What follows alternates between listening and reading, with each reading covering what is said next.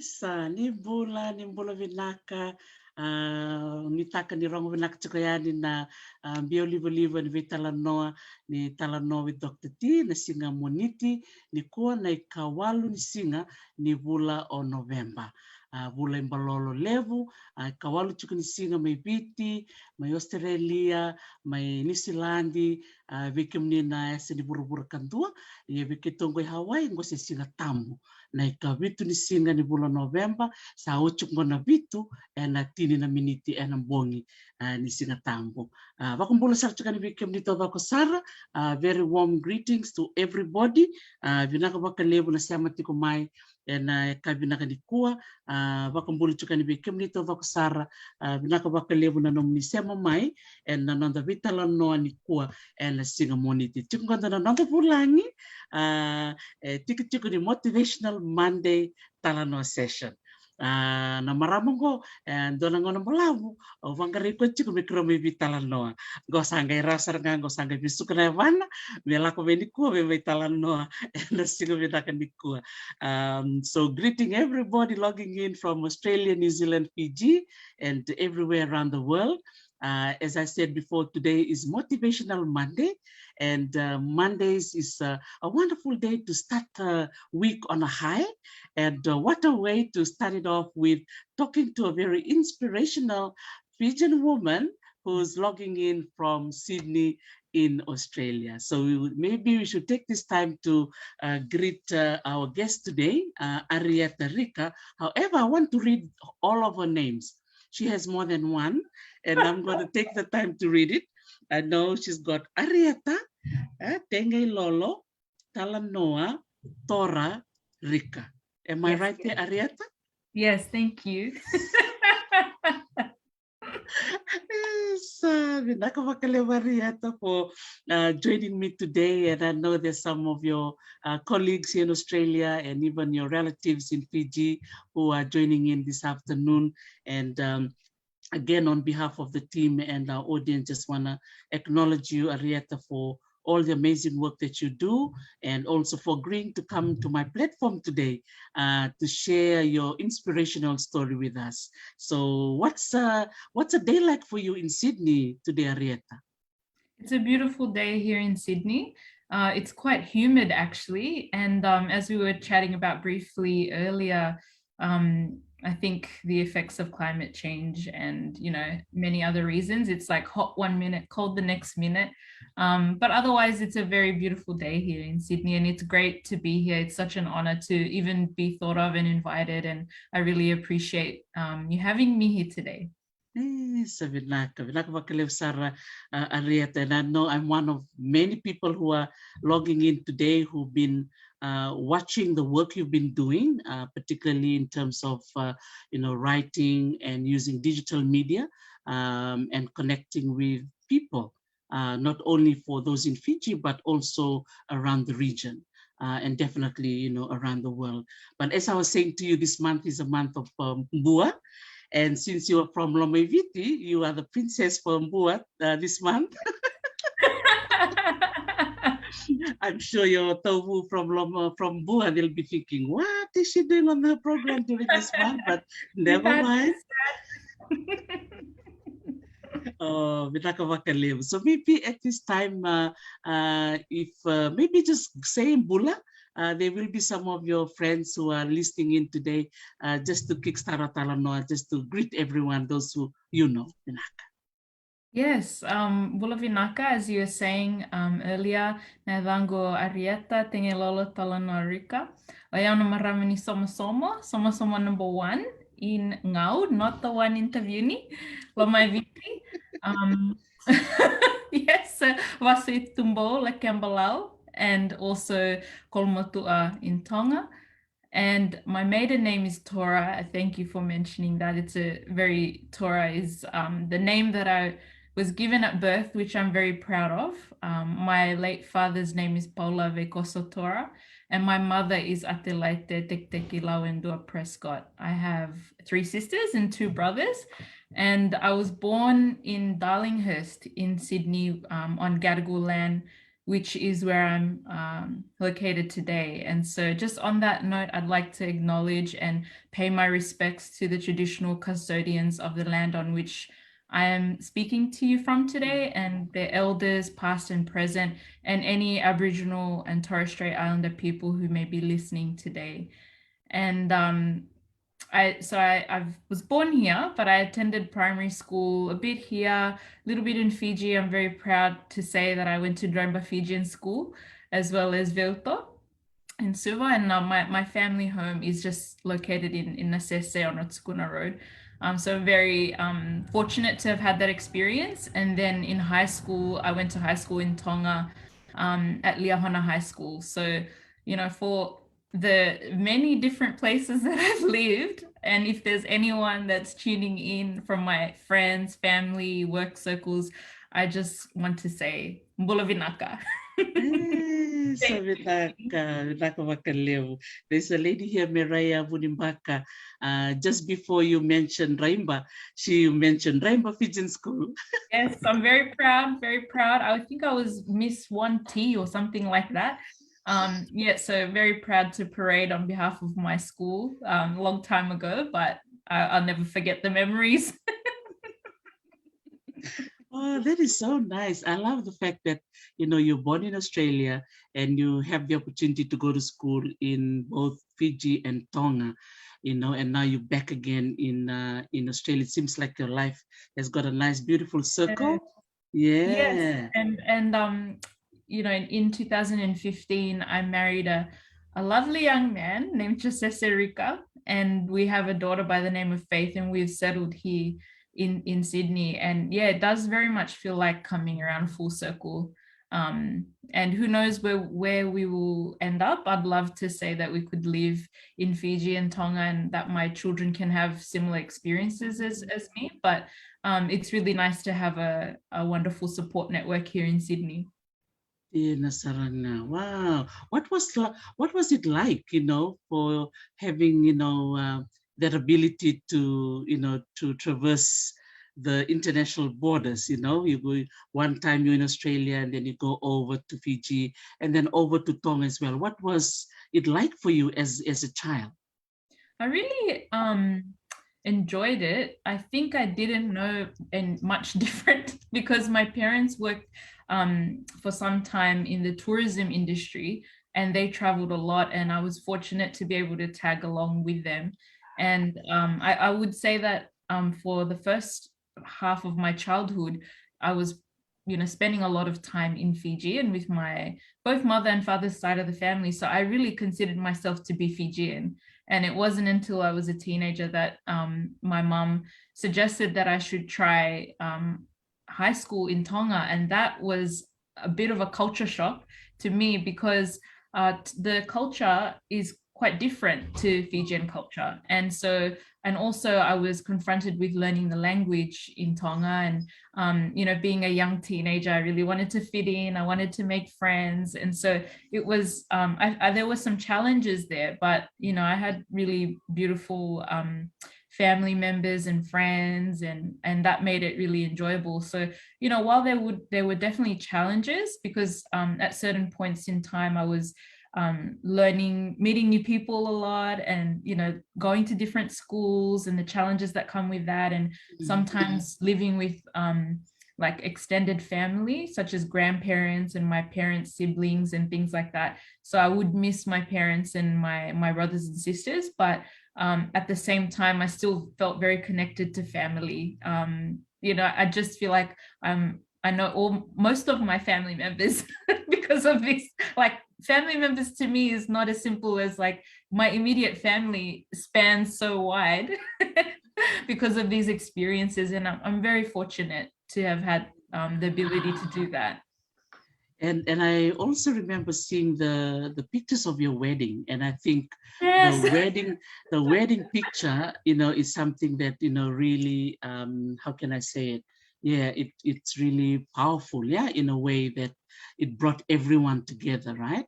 Yes, yeah, and those memories are so precious to me because my dad has now passed on, and so I used to look back at the photos and think of think of the wedding itself. But now I look back and there are more than just my dad. There are other family members that have since passed on.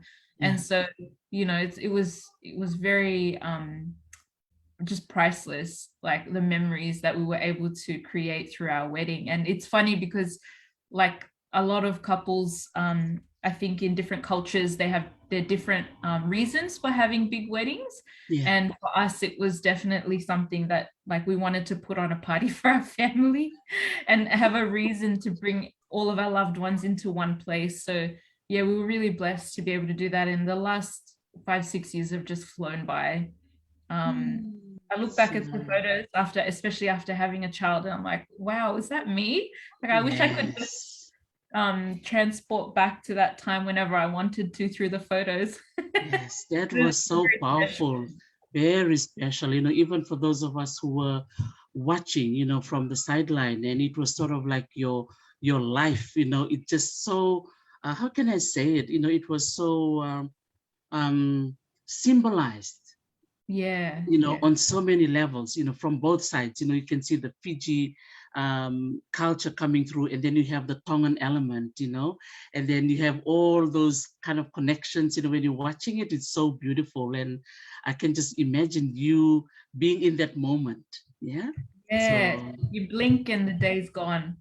And other brides had said that to me, but it wasn't until I was in that situation that I realized the importance of having capturing the actual day, so that I could go back and say, oh yeah, that's right, that happened, and this family member was there and we didn't get a chance to talk, or like, and it did take on a bigger life than just us as a couple. It was really wonderful way to bring our two families together, because as you know, in our culture, it's not a matter of me and him starting a new life, just us. There are children to be had, there are other their births and more weddings, birthdays, funerals. There's so many things that that come up, and it's your family that support you through that. And now we can say that we have the blending of our families and our maternal families as well. So it's just really beautiful. Wow. And we also know, because I went to Andina Kumbao school, and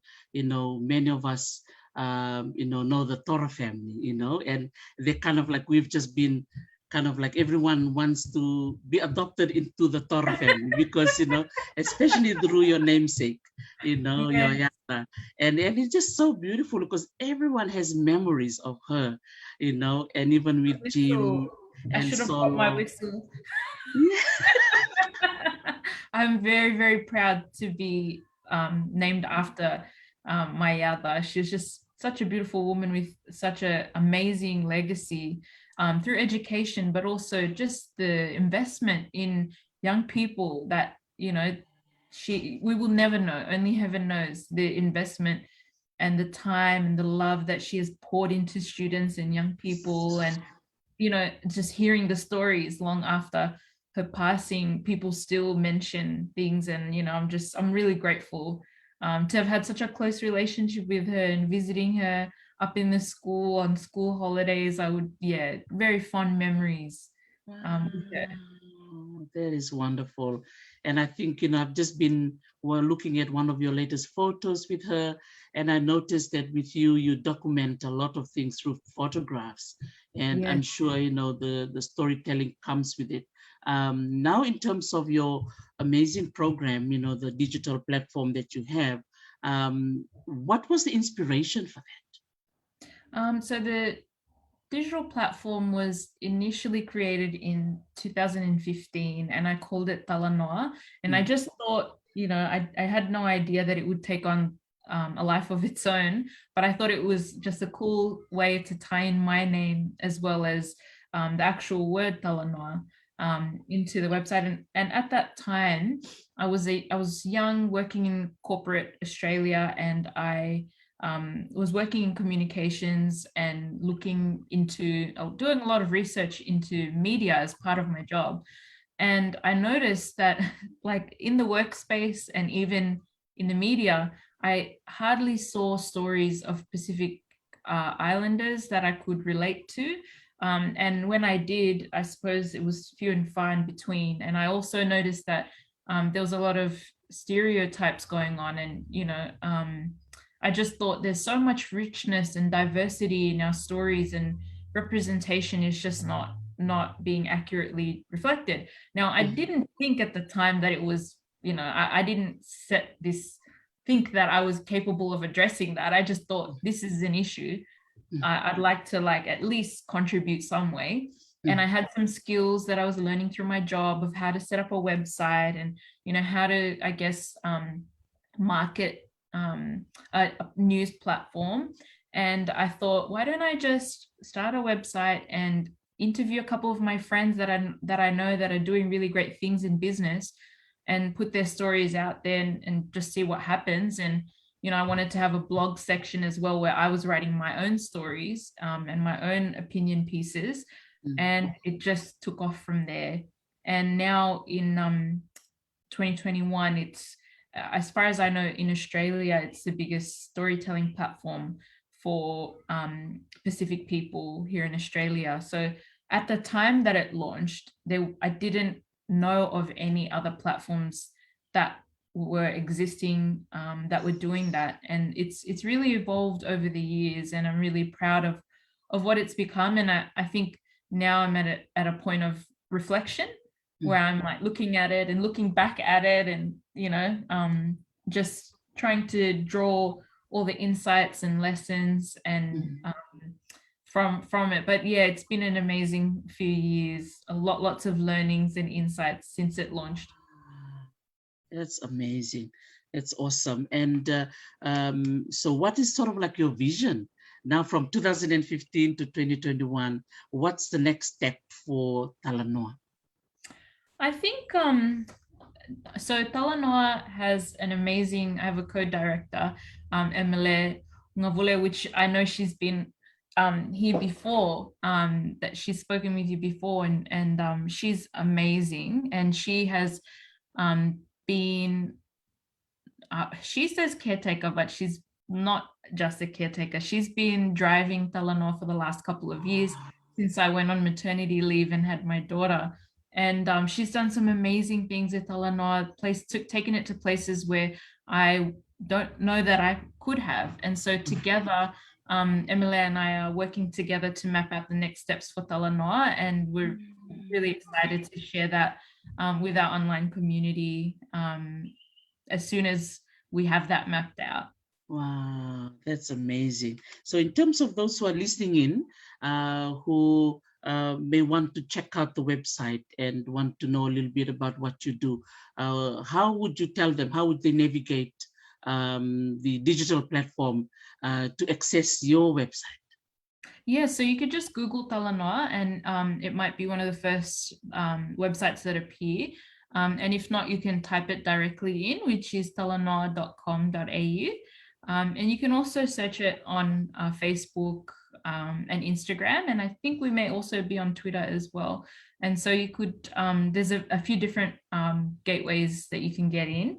And then I would just encourage you to just browse through, have a read through, and keep in mind a lot of the stories, some of them have been there since 2015. So it's also always helpful to look at it through that lens. Something that I've been thinking on a lot lately is, in the day and age that we live in now, especially in the digital space, we kind of feel like when you put something online, it's up there forever.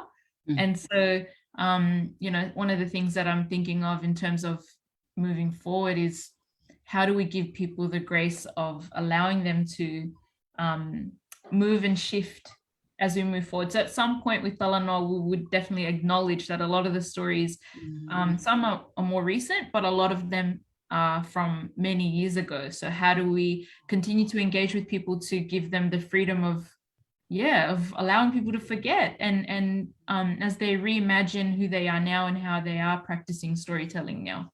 Wow. And yes, speaking of storytelling, we know, especially with your name, it's already in your name, Talanoa, and then of course it's a Fijian word and Tongan. How does it kind of personally connect to you? because that was the question I had in my mind, because it's something very part of you, because it's part of your name. And then you go to Tonga, they also have the word Talanoa, and you're also in Fiji. So what would be like your response to people who may ask about the meaning of Talanoa to you personally? I think, two answers to that. One, obviously the personal connection to my name. So my the inclusion of Talanoa in my name was my mother's way of including her side of the family in naming me. And so my maternal grandmother's name is Talanoa. And I heard so many wonderful, beautiful stories of her. And I never got to meet her. Unfortunately, she passed away before I was born. And so I suppose at that time in my life, I was really thinking a lot about her. And I wanted to kind of, how do you continue your relate? Because I believe that just because someone passes away doesn't mean that the relationship ends there. It can continue to take on in some shape or form. So I wanted to somehow memorialize her or recognize her in my work. So that was one part of it. But also, I think the more I thought about what Talanoa means in both Fijian and in Tongan, which is to tell a story, to have a formal or informal chat, I started to think more about, what does that mean about me as a person, and how can I, bring forth how I identify with the word Talanoa, which is to contribute through spoken word, through written word, through sharing knowledge and understanding. And so it just so happened, amazingly, that it also translates across different Pacific languages, including Fijian and Tongan, and also Samoan, and potentially others as well. So personally to me, it was a family connection, but then it was also like, I was given this name for a reason. How can I make a contribution with that in mind? So that's something that I really connected with. And when I was a young child, my parents often told me that I would tell these outrageous stories and funny stories, and storytelling is something that I really enjoyed sharing with my loved ones, and with growing up, especially like my grandmother, like elderly members of the family. And so I thought I very much personalized the meaning of Talanoa, and kind of woven all those different layers together to come up with some kind of a meaning. So I hope that answers the question. Yes. It's a very loaded word for me, but in very good ways, amazing ways. Absolutely. I love the fact that, you mentioned you want to, memorialize your namesake, your Mumbu from Tonga. And also it's a word that connects everyone. It doesn't divide. It doesn't, it brings the Tongans in, the Samoans in, and the Fijians, and I'm sure there's others out there in the Pacific. So now when it comes to, before I go to the topic of storytelling, I want to go back a little bit. And there's a word you mentioned, stereotype. And I know this is a big issue that maybe any ethnic group, face in the world, especially at this day and age. But I like the fact that you saw the issue of stereotype in your mainstream work in communication, and you want to establish this website or this Talanoa platform to, to deal with the issue in your own Arieta way of doing things. And I like it because in that way you want to contribute something to society. So what was going on in your mind at that time when you realized that there may be some biasness, when it comes to stories about Pacific people? How did you feel when you actually decided this is what I'm going to do? Well, I feel that, I saw, and I think many others might agree with me, that, we saw these stereotypes in the media here in Australia of Pacific people, and a lot of the stories were coming out. They weren't all bad. Like, yes, some of them were to do with crime, but then there were some that, mostly had to do with sports. And maybe music, like the creative creative scene.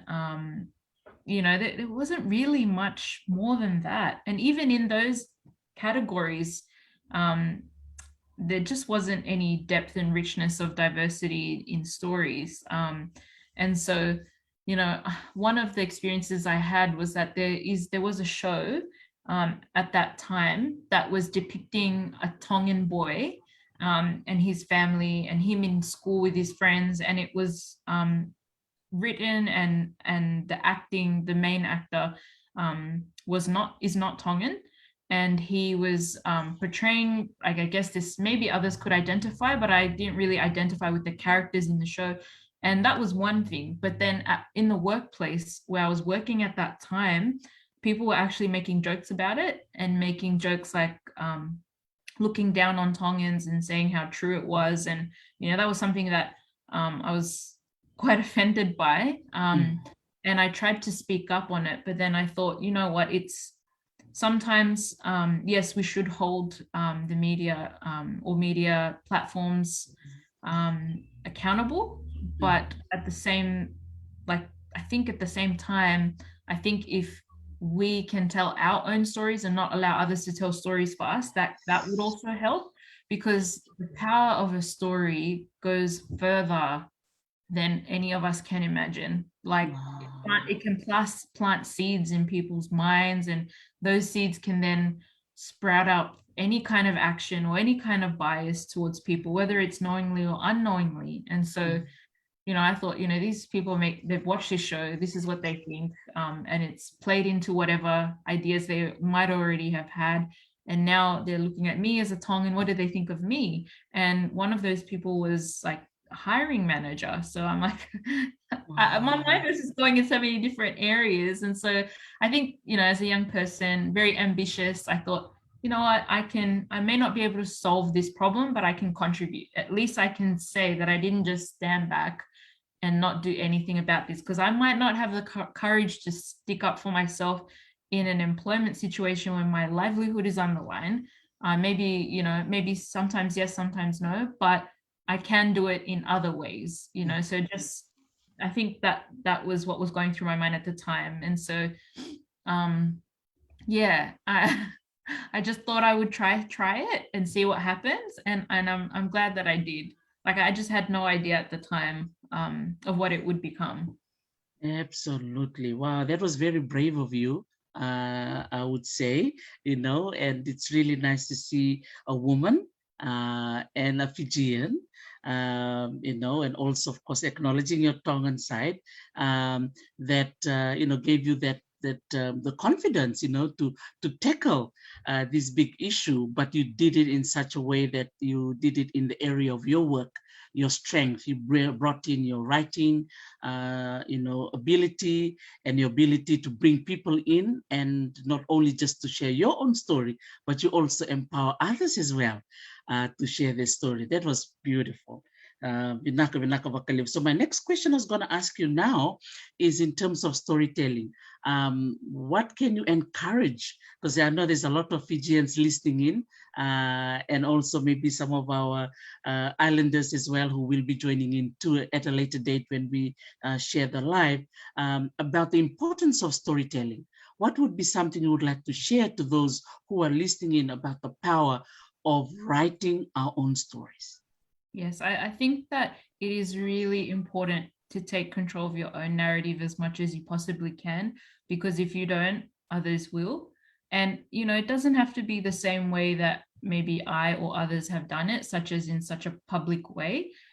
You can still write your own story, and, it can be through, online might seem like such an overwhelming space, but there are so many other ways that you can share your story, through your work or through your community, through your relationships.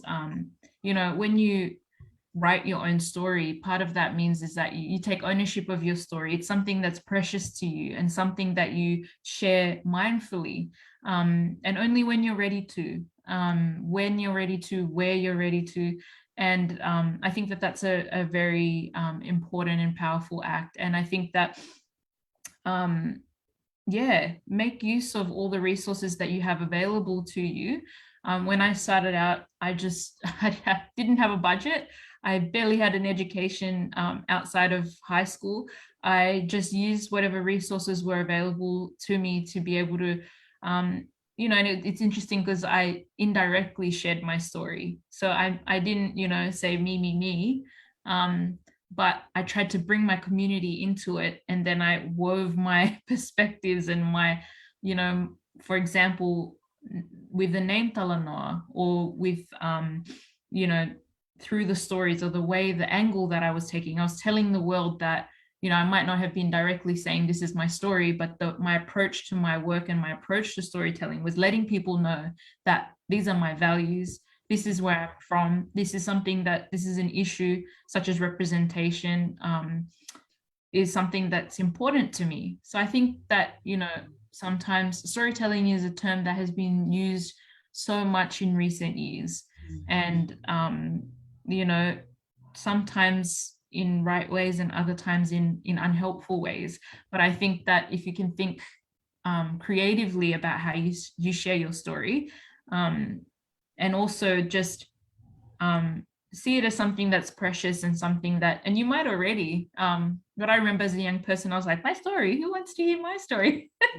You know, maybe if I have something, if I've done something special or useful with my, you know, with my work, then maybe people will be interested. But, you know, your story does matter. It does matter. And how you tell your story, whether it be through your relationships, through your work, through whatever you do, it shows. And that's something that I've noticed in our own community, that people may be very quiet achievers, they may be soft-spoken, but the community is watching. You may think that they don't know your story, but trust me, they know your story and they're watching. You know, it's not always a bad thing. It's not always a bad thing. So I think how you represent yourself, how you express yourself, how you showcase who you are, all those things make up your story, and they matter. And allow yourself, give yourself the grace to change your story as you evolve and as you grow.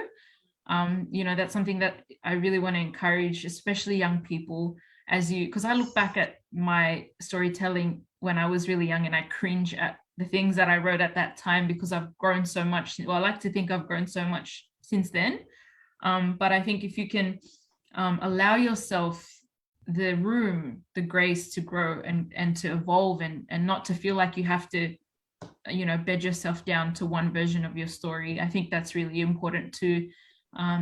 Yeah, so there's so much. I could just talk on and on and on about storytelling. You have to stop me. But no, this is awesome. Wrap it up.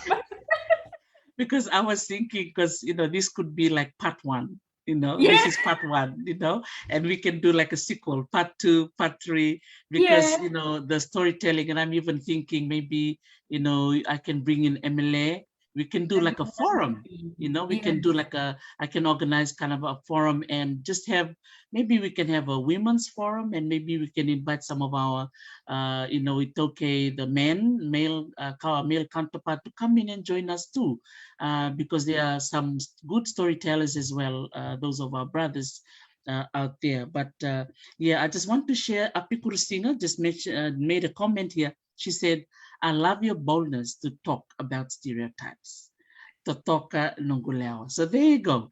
You know, there are people who are watching, Simon Vakaravia, commenting and, you know, thinking and commenting about your now, Latai. So it's nice to see the family Kelera Bunibutu saying Vinaka to Yuluvengu. Well, it's like a family reunion this afternoon. Yeah, yes. I'm so grateful. Honestly, I've got an amazing family, and extended family as well. Yes, no, this is wonderful, and I have to say as well, now that you're being a mom and you've got a daughter, what you are doing now, you know, you're leaving something behind, you know, legacy for your children and your nieces and nephews that are coming up. So what would be your advice to wrap up our Talanoa today, because I know there are some young people watching, especially those in Fiji. I really like what you said, that your story does matter. Yeah, that I think is a message that both of us going to leave for our audience tonight, this afternoon, is your voice. Maybe if I add that too, your voice does matter, your story does matter. So what would you like to leave behind for young ones coming up in terms of storytelling and the power of recording and writing our own stories. Yeah, I think there's so many things that I could say, but you know, I think you should, as much as possible, be who you are, be yourself, and if storytelling is the pathway for you, don't be afraid to make it your own. As I said earlier, don't be afraid to make mistakes and to evolve and to erase and start again. If you want to archive your work, if you want to say to yourself, I've tried this way of storytelling, I don't like it, or maybe I want to better myself, or maybe I don't want to do it anymore. That is totally fine. And I think that there are many ways, as I was saying earlier, to tell your story. It doesn't have to be in a very public way. And I think culturally, especially for young people, a lot of us have been brought up to do as we're told, you know, and to just put our head down, work hard, you know, think of our family. There's so many ways in which we may have been conditioned to, you know, to be quiet. And I think there's definitely value in that. A lot of my upbringing, a lot of those things I would pass on to my child and my children. But I think that on the other hand, we're learning how important it is to be as outspoken as you need to be, to express yourself, and not to be afraid of that, not to be afraid of criticism, or, you know, acting out of your place or anything like that. And, you know, I really believe that our young people are incredibly talented, creative, just awesome. Like, if I could just hand over the storytelling baton to any young person, you know, I would just say, just run with it. Just learn from the mistakes of others and your own mistakes. And yeah, I mean, it's a hard question to answer succinctly, which is a challenge, always a challenge for me. But I think, yeah, just be who you are, be yourself, and find your own way. There's so many resources out there these days for storytellers, but you can make it your own. You don't have to follow what other people have done, or you can and do it better.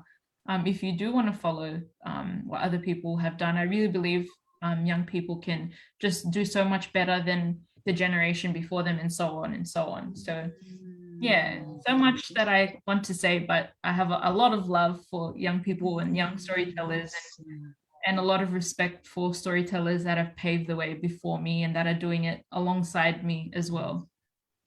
And there's a comment here from our sister Mariana Wanga.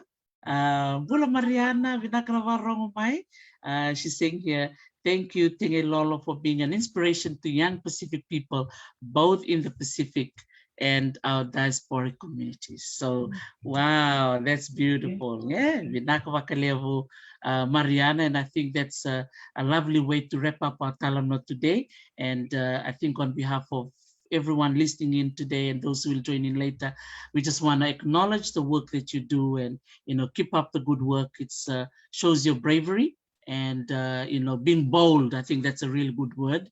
You know, going back to 2015, and, you know, putting your thoughts and ideas publicly on the digital platform. And look, you know, 6 years later, it's still going, and we're all excited with what's going to come up in the future. Yeah. Thank you so much, and thank you for having me. Really appreciate it, and I'd love to come back in any shape or form. I'm just really humbled to even be here, and I really appreciate it, and I love the work that you do, and it's so inspiring to me and to many people I know. And so thank you, and thank you to everyone tuning in and for your beautiful comments and encouragement. It really means a lot to me. It's just, yeah, it's great to think of where I started, because this kind of preparing for today helped me to reflect. And I think back at, you know, where I was then and where I am now, and I still have a long way to go in terms of achieving goals and things like that. But I'm just so grateful for the journey, and I'm really, really grateful for the community, the worldwide community that we have as Pacific people to come together and do things like this. Vinaka vakalevu, and we wish you all the very best, and loloma to Mr. Rika as well as Little Faith, and we will be watching, and we'll definitely be, you know, any support if you need any help or support from any of us out here. just let us know. It'll be nice to kind of create this, support network, where we can be able to create this pipeline of, young writers or young talented storytellers, from Fiji or from Tonga or from anywhere in the Pacific, and again, connecting with you and your team in Australia. Vinaka vakalevu Sara Arieta, you have a wonderful afternoon, and I will see you again for our part 2. Yes. Thank you so much. Vinaka, manda. Yeah. Yes, Vinaka vakalevu Arieta. That's Arieta, Tegeilolo, Talanoa, Rika, ni Tora. So she's from Somosomo village in Ngau, and Vasu to Lakemba, and also to the Kingdom of Tonga. So we're just so grateful that she can be able to come on the program today as our guest for Motivational Monday. Aren't we all motivated by her story from Arieta? And thanking all the Tora family from Ngau, wherever they are logging in from, in Fiji and Australia and around the world, and really acknowledging the bravery and the amazing work that she does with her team in Australia. A brave Maramanaita from Ngau, and it's just awesome to see that she's still using that statement or the comment, the pen is mightier than the sword, making waves through writing and making waves through storytelling. And I think that's a wonderful lesson that we can all learn today in whatever language that you may want to write in. Hindustani, Rotuman, Fijian, English, Samoan, Tongan, we keep writing. And I think one of the lessons we learned from Arieta is for us to write our story, because if you don't write your story, someone else will. That's a really good lesson that we hear today from our beautiful sister from Ngau, the village of Somosomo in Lomai Viti.